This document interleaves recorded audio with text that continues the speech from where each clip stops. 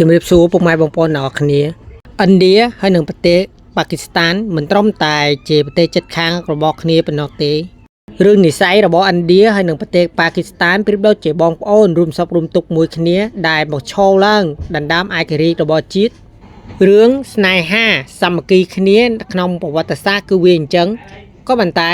បច្ចុប្បន្ននេះប្រទេសទាំងពីរនេះកំពុងតែមានចំនួននៅតំបន់មួយដែលមិនអាចចែកម្លែកគ្នាបានតើរឿងហេតុមកពីណាដែលខ្លាចខ្លាចបងប្អូនរួមសុខរួមទុក្ខគ្នាខ្លាចជាសត្រូវបែបនេះរឿងរ៉ាវអ្វីក៏ដោយក៏វាមានហេតុផលរបស់វាដែរដើម្បីដឹងច្បាស់ពីរឿងរ៉ាវនេះយើងវិលត្រឡប់មកប្រវត្តិសាស្ត្ររបស់ប្រទេសទាំងពីរឥណ្ឌាហើយនិងប៉ាគីស្ថានពីដើមមកគឺជាប្រទេសតែមួយដែលស្ថិតក្នុងការគៀបសង្កត់របស់អាណាចក្រស្លៀនពៀនចក្រភពអង់គ្លេស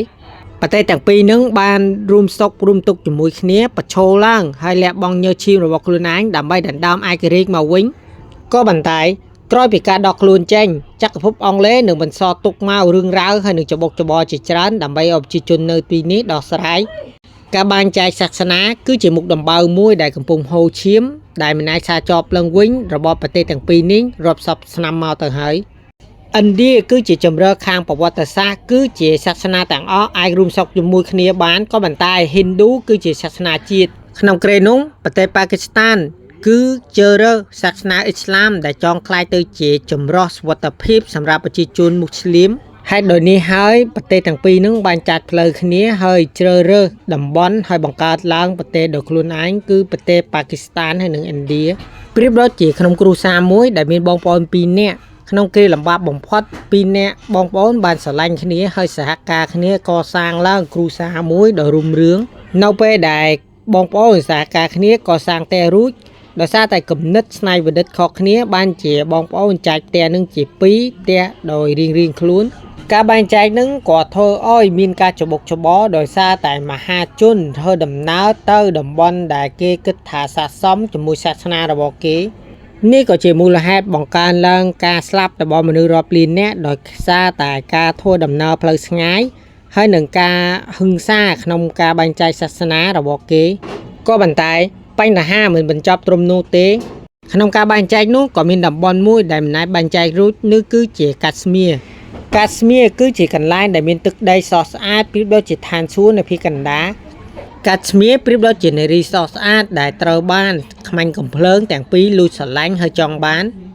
តើហេតុអ្វីកាស្មៀរមានភាពទាក់ទាញខ្លាំងយ៉ាងនេះដែលធ្វើឲ្យប្រទេសទាំងពីរសុខចិត្តស្លាប់រស់ដោយសារតែចង់បានវាដើម្បីដឹងច្បាស់ពីមូលហេតុយើងទៅត្រឡប់មកមើលប្រវត្តិរបស់កាស្មៀរបន្តិចកាស្មៀរមានភាពតែងតាំងដោយសារតែប្រវត្តិសាស្ត្រនៃការបែងចែករវាងឥណ្ឌានិងប៉ាគីស្ថានឆ្នាំ1947ទោះបីជាប្រជាជននៅតំបន់នេះភាគច្រើនគឺជាជនជាតិមូស្លីមហើយតាមសាសនាអ៊ីស្លាមក៏ដោយក៏ប៉ុន្តែឋានៈដឹកនាំគឺស្ដេចនៅតំបន់នេះគឺជាសាសនាហិណ្ឌូបានជ្រើសរើសឥណ្ឌាជំនួសប៉ាគីស្ថានកត្តានេះដែលធ្វើឲ្យប៉ាគីស្ថានតវ៉ាយ៉ាងខ្លាំងដែលនាំឲ្យមានសង្គ្រាមដល់បច្ចុប្បន្ន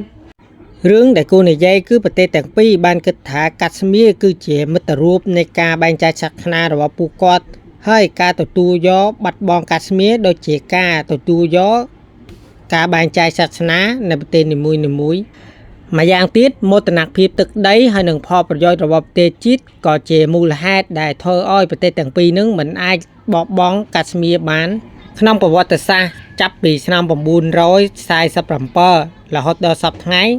ឥណ្ឌានិងប៉ាគីស្ថានមានការផ្ទុកអាវុធយ៉ាងហោចណាស់3ដងលើតំបន់កាស្មៀរទៅហើយនៅឆ្នាំ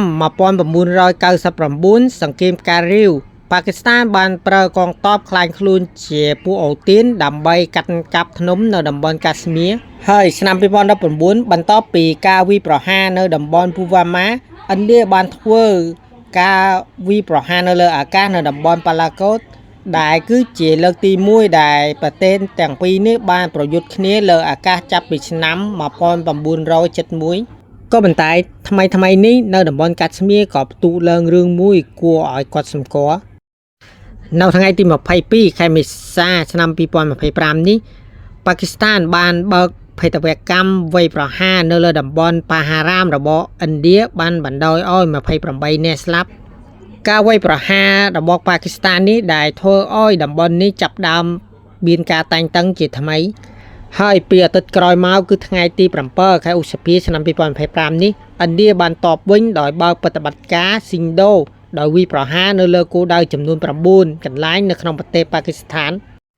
ដែលខ្មាញ់កំភ្លើងជាង100នាក់ត្រូវបានសម្លាប់ហើយភាគប៉ាគីស្ថានបានចោទប្រកាន់ឥណ្ឌា